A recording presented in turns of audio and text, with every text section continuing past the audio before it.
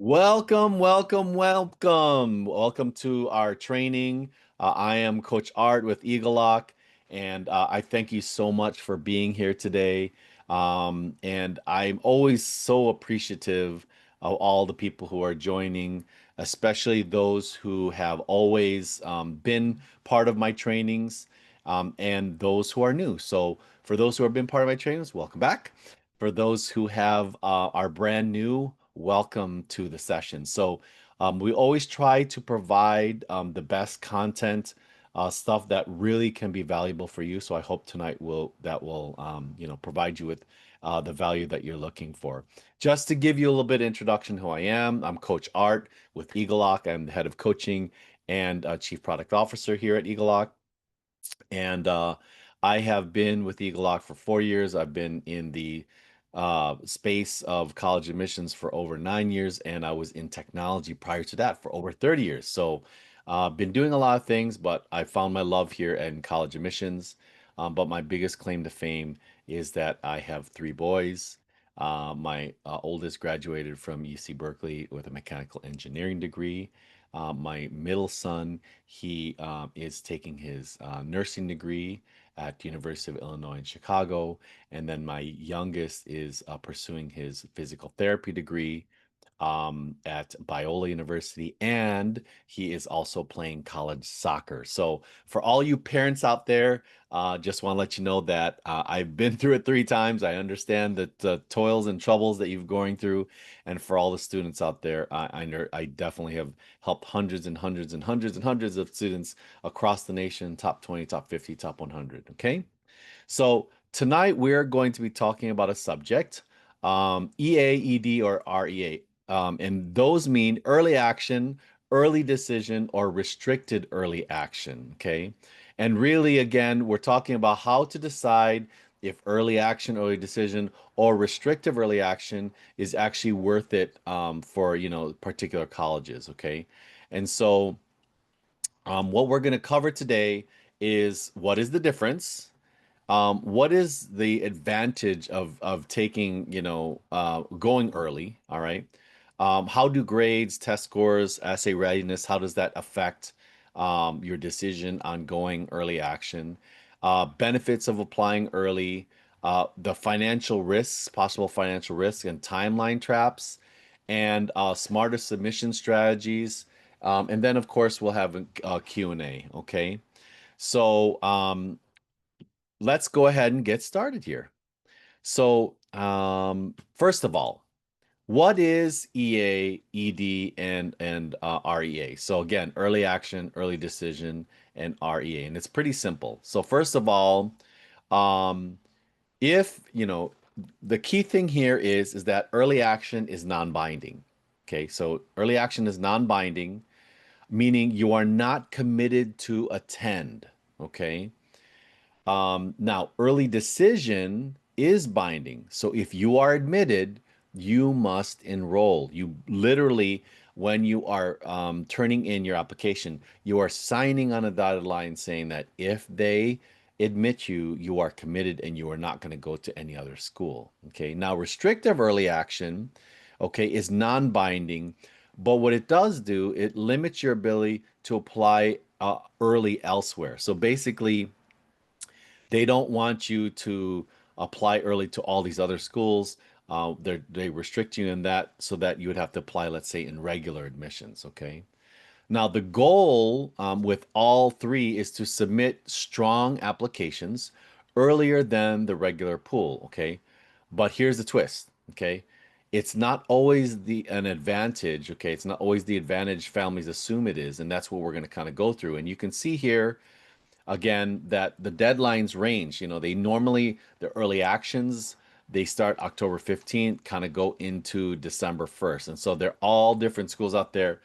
Typically, they go and rotate between every 15 days, October 15th, October 30th, November 1st, November 15th, so on and so forth. Okay. So again, just remember that EA is not binding, but ED is. So um, ethically, you should only be choosing one ED, okay? Because you should not be playing the playing the game of choosing several EDs and then figuring which one you want because ethically that's not fair. Okay. Because then what you're doing is you're going against the guidelines of what you signed in the integrity statement. Okay. So, what is the early advantage myth? Okay. Do you really have better odds? Well, yes, you do, but also no. Okay.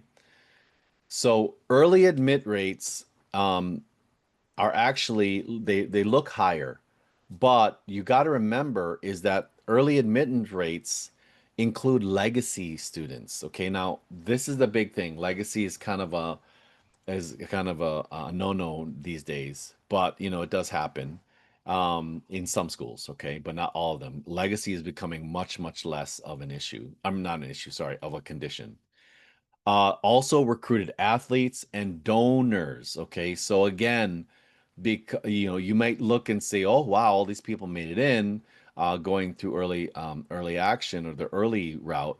But again, a lot of those are because of legacy recruited athletes and donors. Secondarily, at the top schools, EA and ED pools are even more competitive. Okay. They're very, very competitive. Because remember, a lot of these students are trying to find out and get, their acceptances early and then figure out where they want to go.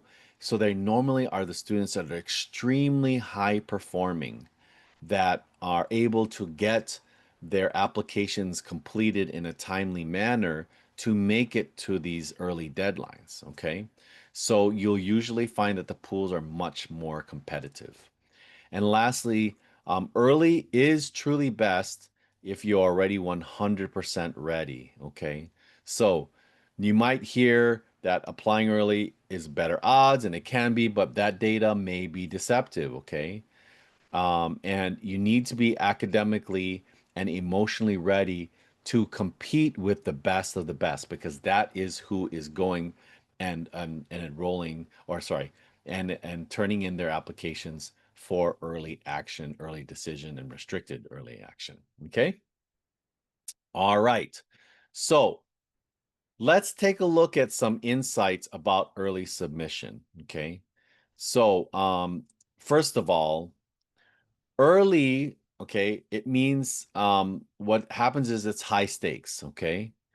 Early rounds move very fast.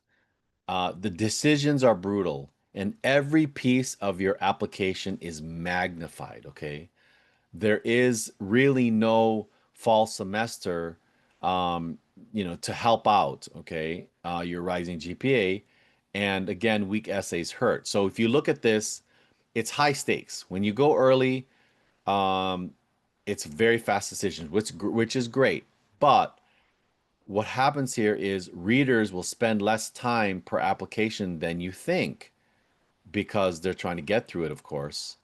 And if you don't work on your essays or they're very weak, this actually can hurt you more in the early rounds because again, they're looking for a certain level of writing as well as just competency, competition. Okay, and lastly, no fall grades, meaning there is no academic trend to evaluate because your fall grades are not showing. Now, mind you, because the when you are providing your applications, you're going to be doing them in October, November, and December. So the last set of grades that they're going to see is your junior year and the summer before your senior year. And so that's the thing is there's no fall grades. Now, if you happen to apply to schools where maybe their applications due in January, okay, or the spring, or winter time, then you might be able to put on your fall grades on the application. But majority of the time, a lot of students are applying October, November, December, and so because of that, they are self-reporting and putting down, hey, here are the classes that I'm taking, but they're not putting down the grades because there's no grades for it. So that's why it is so very, very important when we talk about your junior year that you make sure you get the grades, and because those are the lasting memory of the last of the grades that will make the impression. Okay. All right. So grades and testing reality. Okay. And I'm already kind of been talking about this. Junior year grades must be strong. It is imperative, okay? So those who already passed junior year, that's, oh well, can't do anything about it. But for those who are listening in, it is so important that you strive to get the best grades junior year because that is the last set of grades you'll see, okay? Another thing, a competitive SAT, ACT score, if you are submitting them, okay? And so that's the thing. That will, um, you know, that will show that you are academically ready, especially if you have a higher SAT, and especially if the schools are test required, okay? So remember, there's test required, test optional, test blind.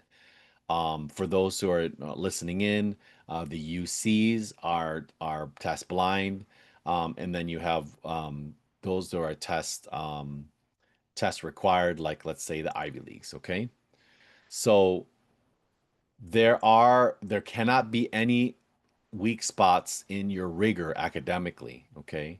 So what I mean by that is that remember how we always say is maximize the rigor in your academic courses. You don't want to have any weak spots on that, especially when you're going in early action, because again, you're going up against the best of the best. And no new grades or retakes after you submit. So this is the thing. It is really important. I was literally talking to a student today about this. Is you when you turn in your application, that is it. You do not want to have to go through and try to have them reopen your application or submit new things. When you get your application in, it has to be final because they have so many students that they're reviewing that one, it's going to be hard for them to update. And two, you don't want them to reopen your application, especially if they're already made the decision. Let's say a positive one. You don't want them to reopen and have a different person reevaluate, and all of a sudden, uh-oh, you know what? I don't agree, right? So the key thing is no retakes, right? So it's very, very important, okay? Very, very important. Be strategic, okay? Many of the students apply early and then they wish they had wanted to that they would waited so they could boost their profile by adding certain things on. So those are considerations that you have to take into to play. Now, um, readiness. Okay, so we talk about essay readiness check. Okay, and again, we're kind of going through this fast, but this is a pretty easy topic. Um, oh, so okay, so for example here, essay readiness. Are you ready? And this is what I call is the essay trap. Okay, so the problem here is let's talk about essays. Okay, most students they need time to find your voice. I mean, most of the students out there. That's why, like in our program, we get started in April, as early as April, because you need that length of time, like the summertime, to work things out, figure out your topics, brainstorm, maybe throw this topic away and add a new topic, write extensively, write so much content, and then start editing. And maybe you find a nugget from that writing, and then you go ahead and you start writing a new one. So students really need time to find their voice. And early deadlines push students into submitting before they really had a chance to reflect, revise, and go deep. Okay. So if your essays feel rushed, if they feel generic, a surface level, applying early can actually backfire. Okay. Um, because really creating these amazing essays takes time. Okay. So again, a lot of times rush essays, they result in low insights. And we talk about those insights, 70-30, right? 30% of the story, 70% of the whys. The great essays out there really contain deep reflection, and deep reflection really takes time to develop. And lastly, early deadlines are, they can be before students hit their storytelling stride. And so what that means is again, it takes time for students to kind of rev like a cold engine. You got to rev it up, you got to let it run for a while till it kind of hits kind of the equilibrium where it's running really smoothly, right? And so it takes time to do that. It could be even a month or so, or a month and a half, till you start getting used to how to write things. Because remember, you're writing about yourself, you're not writing about other things.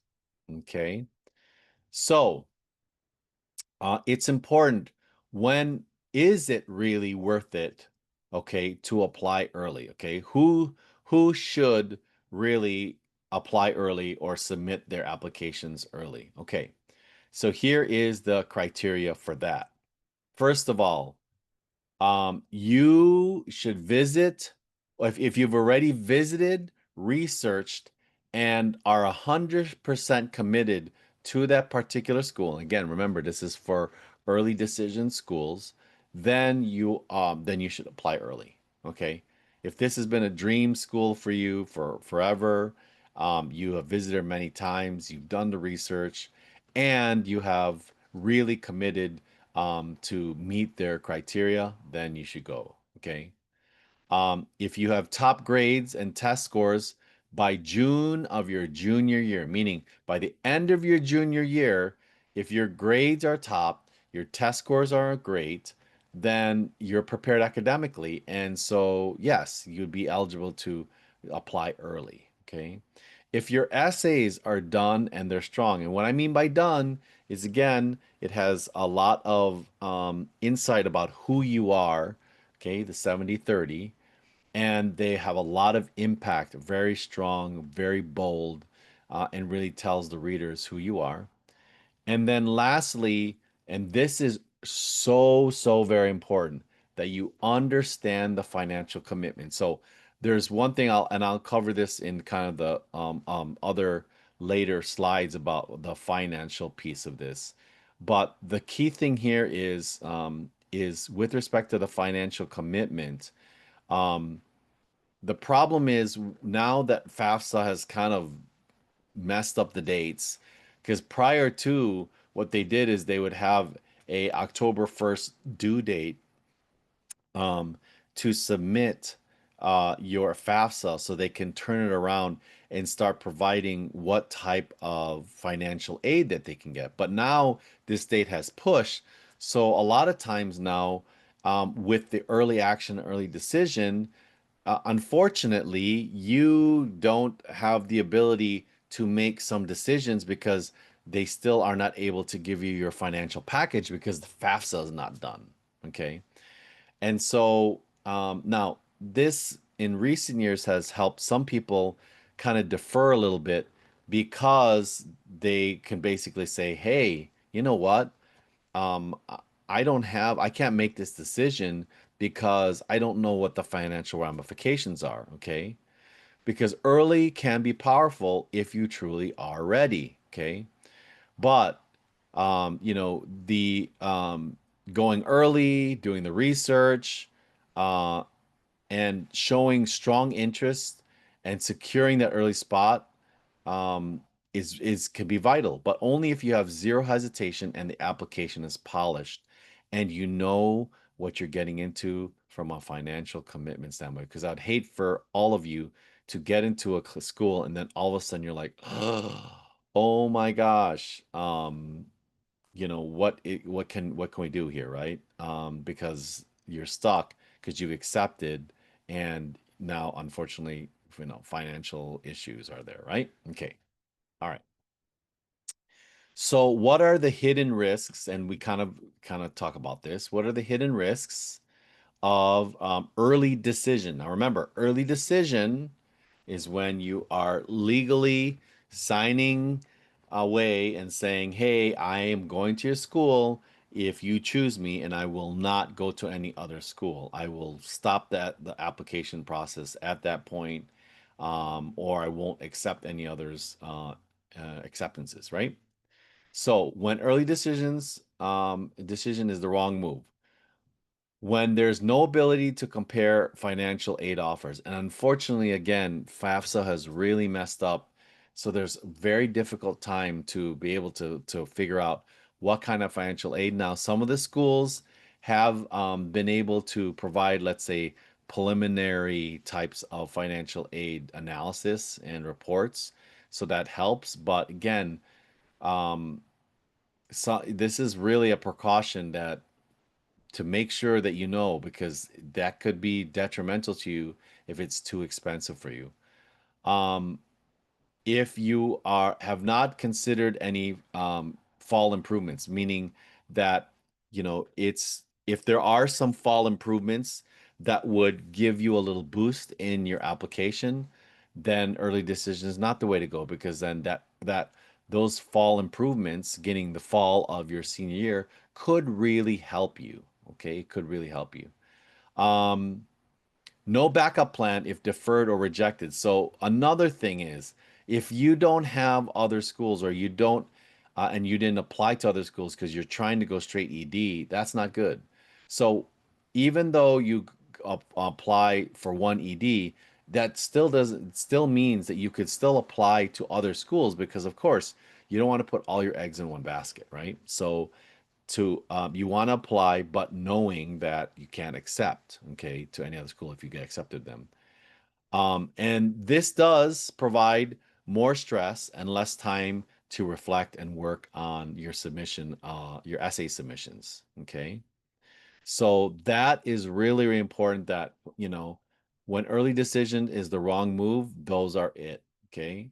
If you can't figure out the finances, if you really need fall improvements to boost your application, if you don't have any backup plans, meaning additional schools that you've filed for, or if you need that true reflection time, then I would not recommend going with early decision.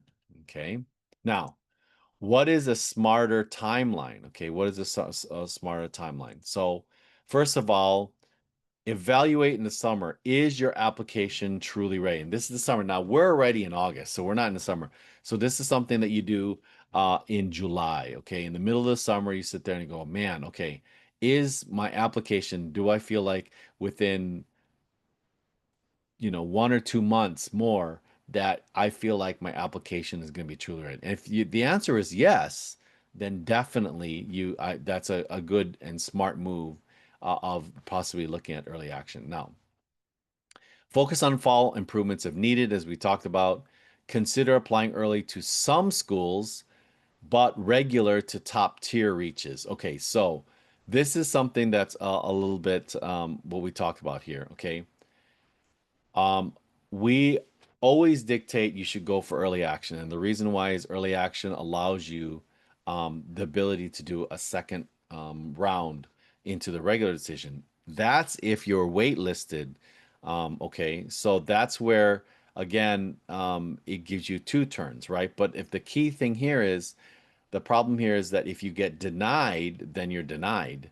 Now you can always appeal, but then the one thing here, as I mentioned, is that uh, you know, you might not get that appeal. Okay.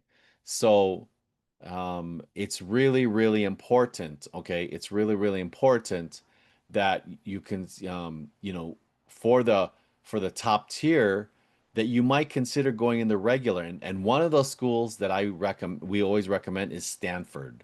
Okay. And the reason why is because Stanford has a consistent record for their early act, or the REA, to admit those that are as I mentioned, the athletes, the donors, the or so. Okay, and that's fairly consistent. Okay. And another thing that you should always consider is submit when your story is the strongest, meaning that when you feel like your essays is at its strongest, that is the most important. Okay. So, are you proud of the grades that you have? Are you proud with the activities that you have? If not, wait, but consider early action to some schools to stay ahead, right?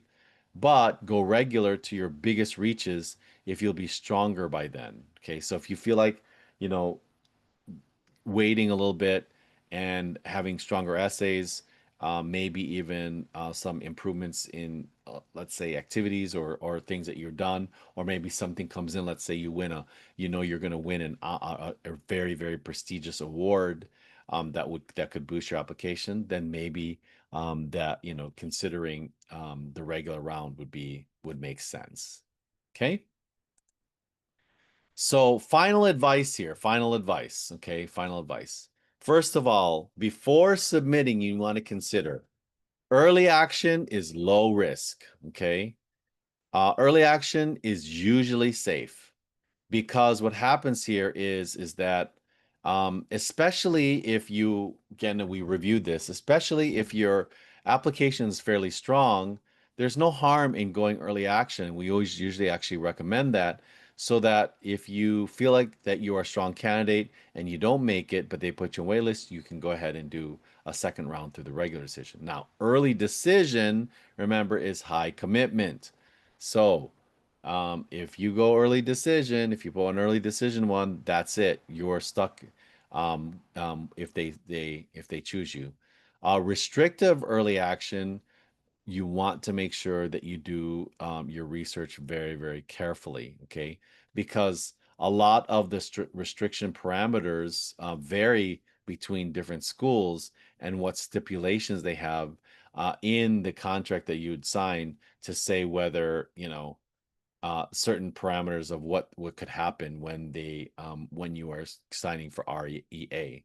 So the best shot is when you're the most ready. That is the best advice that I can give to you, is that when you feel your best ready, then that's when you submit. But again, a lot of students, unfortunately, is they drag their feet. Okay. And so they wait until September, sometimes October, sometimes even November to start on their application, which is way, way too late.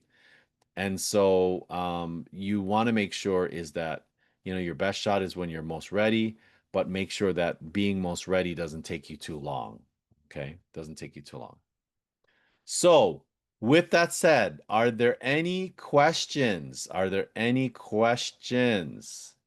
Let me take a look and see what some of the people here are asking. While I'm doing that, and I'll answer the questions here. Remember, if you found the content that I provided here very informative or so, and you feel as though you need some help, please type in the word book, BOOK, to this number, 949-775-0865, and we can book a free 15-minute assessment. And if you are a family out there that is 2026 and you are looking to, you know, find out about financial aid, talk to Coach David, because even if you think your family makes too much money, we can help, and he has helped a lot of students with that. Okay. So, let's see here. I'm gonna go and rifle through some of these questions, and let's see what I get here. Okay. So the first one here is there any advantage or disadvantage for applying EA? Let's see, for EA for US, EA or ED for USC, University of Pacific, or Santa Clara University? Any chance of better scholarship? Okay, so first of all, thank you for bringing that up, and I don't even know why I forgot that in there. So one of the advantages of going early action is not just getting admitted early, but it is also because you get into a pool of receiving special scholarships. Because a lot of times, because they know that the caliber of student that's applying is so high, they do offer merit scholarships at times that are specific to those who are applying to early action. And normally those will be listed in your in the application. And some applications will have you actually fill out another essay for that particular type of essay. Oh, sorry, for that type of early action program. Okay, so for USC, and I'm going to kind of break this down. They have early action. So that means it's non-binding. Normally, it's due deadlines are November 1st. They don't have early decision, okay? And with the scholarship impact, definitely EA applicants are automatically considered for merit scholarships, as I mentioned, okay? Um, and students who apply after November 1st, okay, after the November 1st deadline, they are not eligible, all right? Does this give a slight advantage if you go early action? Well, from a perspective of for USC specifically, it does because what happens is only because the candidates are more prepared and they get earlier review for a selective program. So if you're a selective program for, let's say, cinematic arts, engineering or so for USC, then yes, that that's I would say is that I would recommend to go early action for USC. Now, other the user also asked about University of Pacific. Well, University of Pacific, their deadline, they do have early action. They don't have early decision. And yes, there is scholarship impact. Early action students are considered for that. And it may be slightly is what an advantage, slight advantage, but still, I would say is I would encourage you to go for UOP. Okay. Santa Clara, theirs is November 1st. It's non-binding. They have what's early action, but they also have two rounds of early decision. So they have early decision one and early decision two. Early decision one is November 1st, and then early decision two, I believe, is in the beginning of January. Okay. So there really isn't any advantage with respect to a scholarship impact for that because all applicants are considered for merit scholarships. Is there an advantage to go ED there? It does boost your odds, definitely. So that's the case there. Okay. All right. Can you give an example of rigor up to junior? Okay. Well, we always talk about this. So rigor, there's a lot of opportunities for rigor. Remember, we define rigor as either AP, okay, advanced placement, or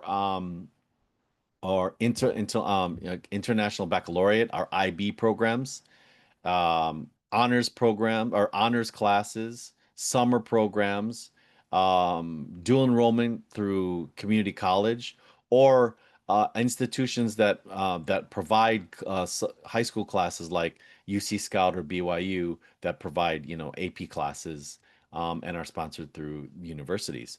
So when you talk about rigor and going to your up to your junior year, there's a lot of examples. So for example, when you go to your freshman year, a lot of times there are schools out there that won't allow freshmen to take it, but if you do, what I've seen is, AP Human Geo, or you can take a community college class, okay? Either the fall, the spring, or the biggest thing is to do, remember you to do your summers. So you take two classes in the summer out of community college. If you think about this, if you start your freshman year, that is 3 summers. And then of course two each summer. You have 6. There you go. You have rigor courses. And again, rigor can be if we go by the particular um, core programs or core subjects of English, math, science, social science, and foreign language. English, you take the APs like AP Lit, AP Language. Um, Social science, you're talking about AP World History, A Push, which is U.S. History, AP Gov and Econ, or Gov and Politics. When we're talking about math, especially if you're talking engineering and other courses, you want to maximize your math. Go up, if you're engineering, you want to probably do a Calc 3, multivariable calculus, or if you're kind of like in STEM or business or so, up to at least a Calc BC, AP Calc BC. Science, you want to take the triumvirate, always talking about, AP Bio, AP Chem, AP Physics. Not so much AP Physics if you're not going to engineering or computer science. But why you're doing this is because of the schools, so that you show that you can take on the rigor. One little tidbit again is that for those who are going to take community college classes, for foreign language, remember, foreign language, one semester of foreign language. at a community college is equivalent to 1.5 years, 1.5 years, okay, of high school foreign language. So if you take 2 semesters, that's 3 years, which is what's recommended, you're done. So you could essentially be done if you've accelerated through seventh and eighth grade, you could be done your freshman year, and then that leaves another spot for some rigor courses. Okay. Another question. Can you tell us more about legacy programs specifically for USC? What's okay? So, again, I want to make sure that I'm very, very clear about legacy. So, legacy, so much is been talked about. They're really trying to get away from that. Okay.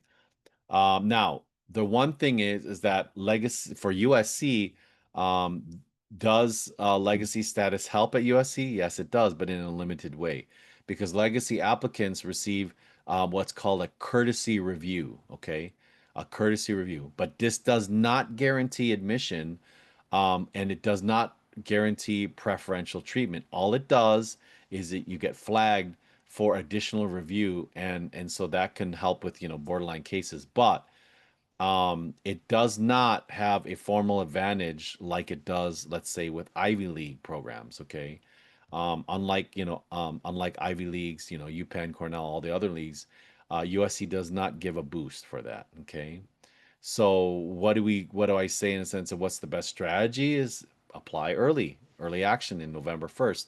Make sure you get it in. It's non-binding, but still it allows you to at least get in, then get at least a courtesy review, which is really good. Okay. Okay, but I will say, I want to say this to everybody: do not rely on legacy alone. That is one, if you're talking about USC, because it is extremely competitive. That does not mean that you get extra or any additional consideration or special treatment because you're legacy. It just again lets you get you that complimentary review. Okay. How is rigor defined by elite colleges? They don't want students just taking 2 classes to overwhelm for the sake of applying. Rather, they want the focus on subjects relevant to passion. So it is confusing whether looking for a number of APs or different classes like chem and physics, or for example, that has a 4.0 now. Okay. So first of all, the question was, how is rigor defined by the elite colleges? Well, again, the there's two pieces to this, right? First of all, you well, let me kind of overall, schools are trying to ascertain whether you can um not only survive but thrive in the curriculum that a school is providing, okay, when you go academically to the school. So what happens here is that taking rigored courses, it's not just taking one rigored course.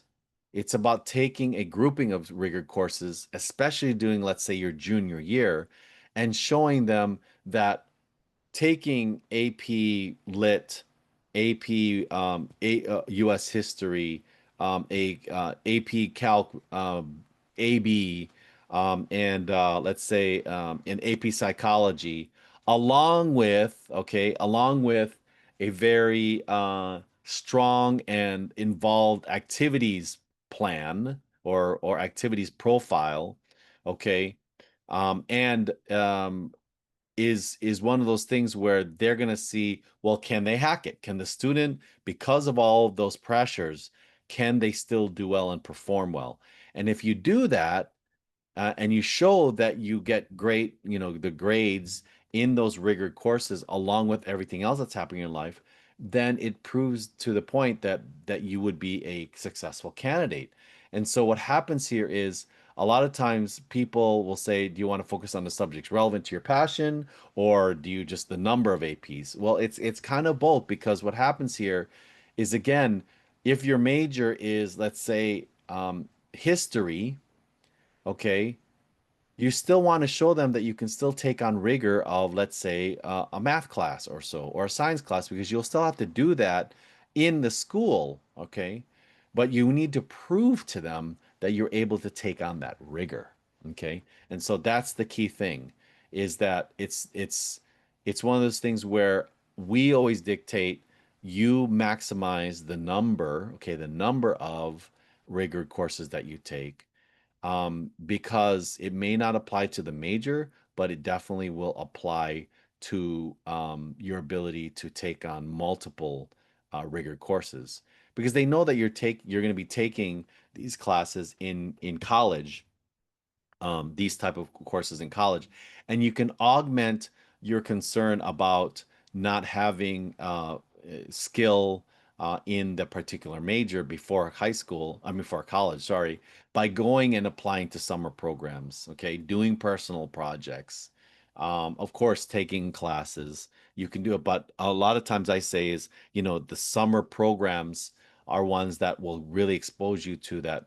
information, and then also or knowledge, and of course, your activities. Let's say again, doing something like or coding, right? For those who are in computer science or so. Okay. All right. So let's see another question.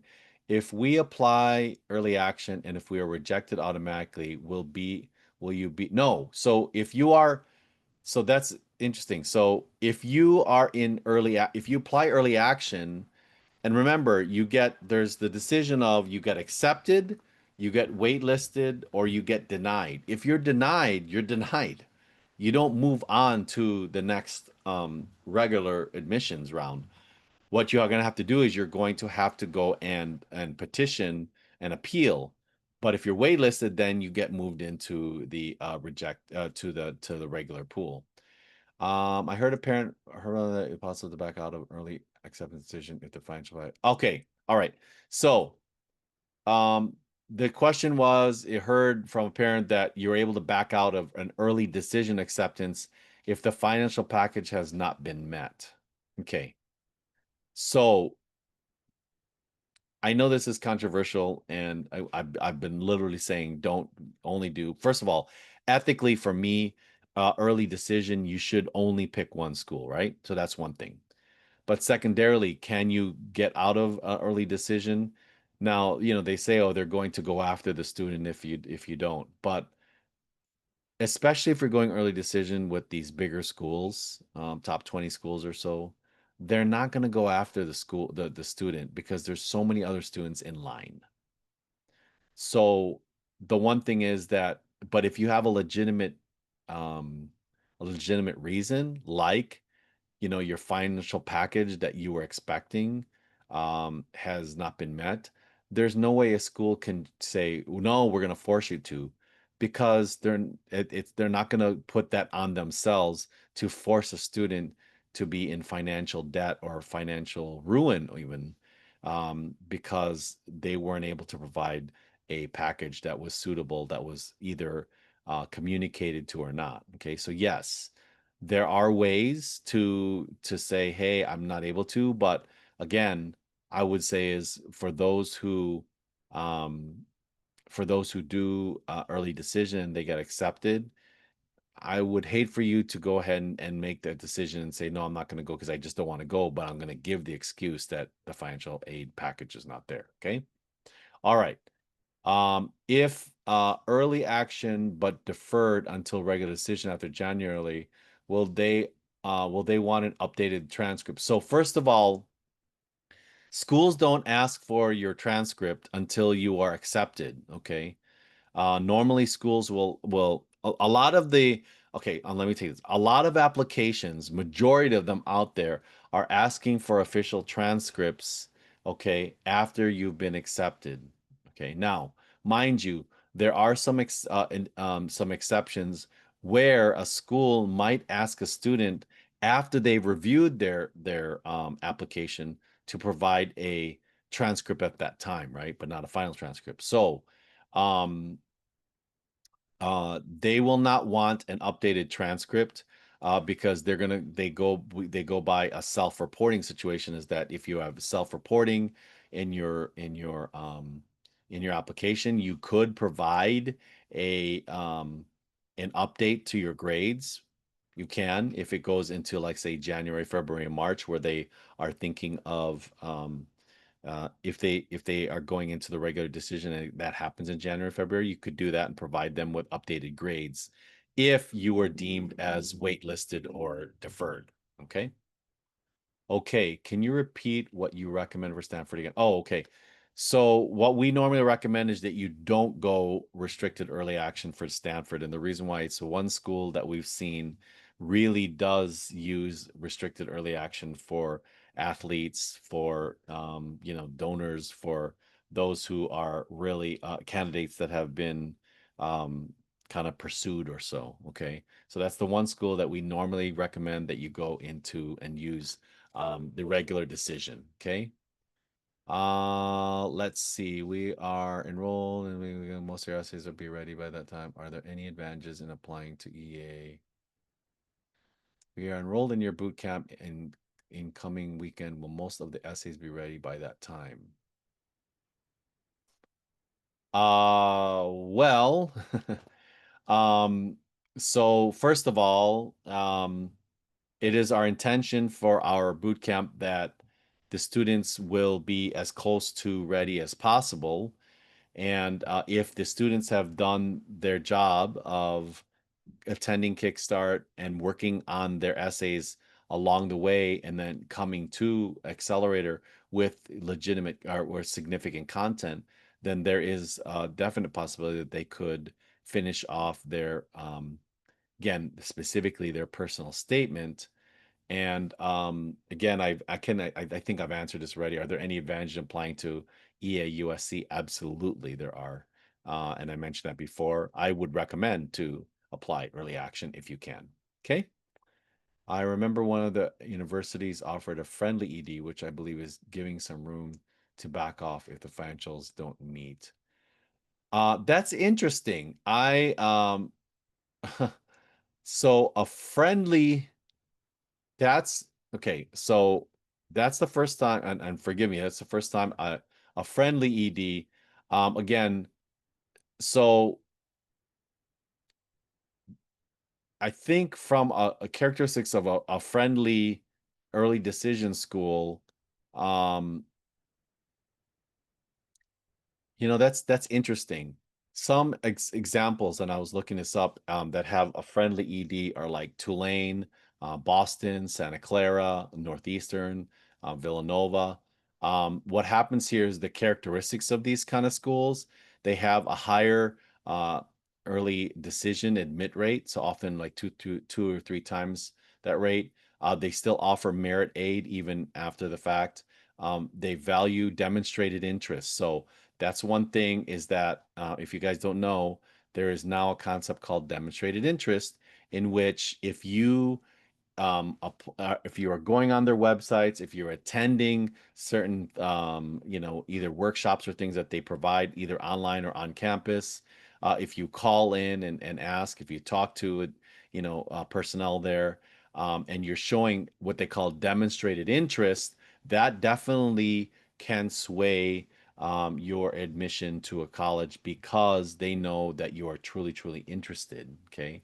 So that's a new thing that has come about where they actually track, students' interest in the school through their involvement or their participation in particular school activities or so. Okay. Do you know if applying ED to Brown has any downsides like mentioned for? No, I haven't seen um any downsides of applying to Brown early action. I would frankly would recommend to do it now. But again, the one thing here is there has actually been a higher acceptance rate. It's been the percentages are higher for applying for early decision at Brown. It really does show a demonstrated interest because you want to go there.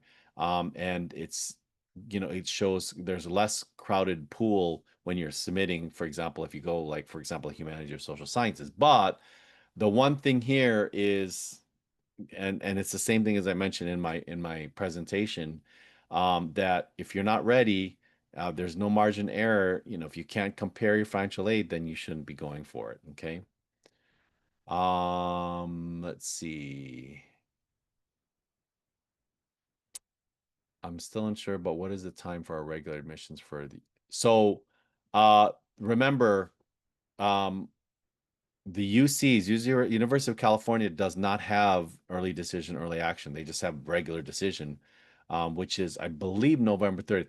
That last year was December 2nd, and because it just fell in line with Thanksgiving. So that's the reason why. Typically, it's always November 30th. Are you at a disadvantage if you have a 504 but stellar grades and a rigor? What is the disadvantage of using regular, much larger pool of students and readers? Well, okay. Okay. And I do have to go soon here, but so you are not penalized if you are on a 504 plan, okay? Um, the admissions readers are trained to review your application within the context of what you have provided, okay? So what matters is your academic achievement, of course, your additional information section that you filled out, whether you show, these skills in you that the school is looking for and it matches their overlay, right? And so the one thing that I would say is that on a 504 plan, you want to make sure, of course, in your additional comments that you also um, uh, provide context of if your grades did dip or you missed school or you had delayed testing. You want to highlight, how you develop your self-awareness, your persistence or so, because colleges cannot discriminate against a 504, okay? And that is not the one thing is people may say, "Oh, am I not college ready?" That's false, completely false if you have a 504 plan, okay?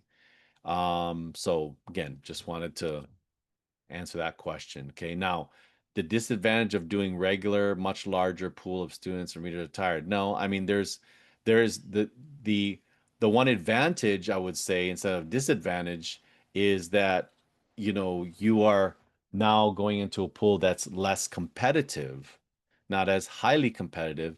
And if you rank in the upper parts of that pool, then you have a higher chance of making it in versus going up against elite students that have, stellar profiles. Okay.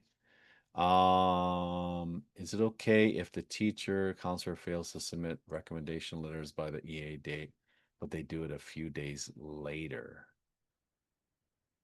Um, ooh, that's a good question. Um, and this would be, sorry, the last question here. Um, First of all, I never like any lateness, okay, in submissions, okay? Um, so it is sometimes it's okay if they submit a few days late. But the key thing here is uh I never would take that chance, okay? Now, with a student application, what happens here is the student cannot be late, first of all, okay? The student must turn in their application by deadline, even if it's, 1 minute after or whatever. If it's submitted and it's late, it's disqualified automatically. So the student cannot be late. But school documents, there's some flexible grace period usually. And it is accepted as long as, the application by the student is turned in on time. Okay. All right. I just want to thank you so much for being on the line. I'm sorry that I couldn't get to all the questions, but you guys were amazing and had such great questions. So thank you so much for being here. My gosh, we had so many participants. I just want to say thank you so much for joining me. I'm always so grateful when you join me for my trainings. And the reason why is because, I know that you could choose to be somewhere else with your loved ones, your friends, doing the fun things that you do, but you choose to be here with me. And so I hope that you've got a lot of valuable information about what we talked about today. Please join me every Tuesday as we go ahead and provide these important trainings to you. I really hope and pray that you do well. I wish all of the candidates out there, especially the 2026ers, Good luck on your college application. And if you need help, let us know. Okay. So thank you so much. I appreciate it. And we will see you next Tuesday. Bye bye.